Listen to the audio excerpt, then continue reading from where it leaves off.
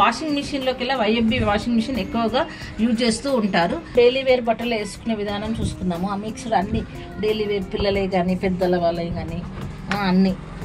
First ఇది 7 kg worth చేసేటువంటిది కాబట్టి 7 pairs వరకు వేసుకోవచ్చు.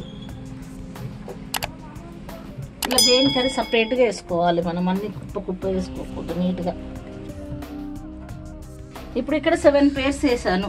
వేసిన తర్వాతకి మనకు ఖాళీ ప్లేస్ కనిపిస్తుందిగా, అంటే 3/4 వంతు బట్టలు వేసుకోవాలి, 1/4 వంతు ఖాళీగా ఉండాలి. అట్లయితేనే బట్టలు తిరగడానికి ఈజీగా ఉంటుంది. ఇప్పుడు క్లోజ్ చేసుకుందాం.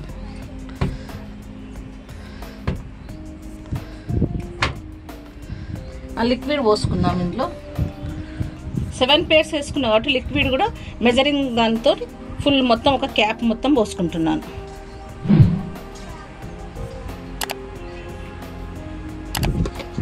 మనకు కంఫర్ట్ గిట్ట కావాలనుకుంటే డెటాల్ కానీ కంఫర్ట్ గిట్ట కావాలనుకుంటే మధ్యలో దాంట్లో వేసుకోవాలి. ఇప్పుడు నాకు అవసరం లేదు అనుకుంటున్నాను, నేను వేయట్లేదు. ఇప్పుడు క్లోజ్ చేసేసాను. నెక్స్ట్ పవర్ స్విచ్ ఆన్ చేసి ఇక్కడ ఆఫ్ ఉంది కదా, ఆఫ్ నుండి కాటన్ వాష్ సైడే వెళ్తున్నాను నేను. ఇటు సైడ్ వెళ్తే ఇవన్నీ 7 pairs, cotton wash side 7 pairs వరకు 7 kgs వరకు వేసుకోవచ్చు. ఇటు స్పెషల్ వాష్ సైడ్ మాత్రము స్పెషల్గా ఉండేటివి మాత్రమే వేసుకోవాలి.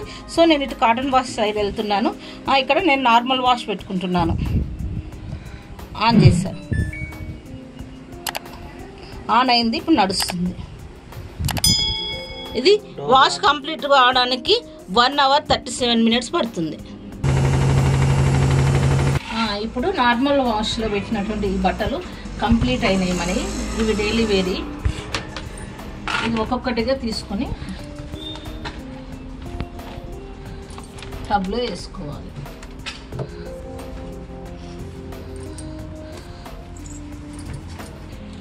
ఇక్కడ మీరు అబ్జర్వ్ చేసినట్లయితే మొత్తము సగానికి ఎక్కువ ఈ డ్రై అయిపోయినాయి, అసలు వాటర్ లేదు.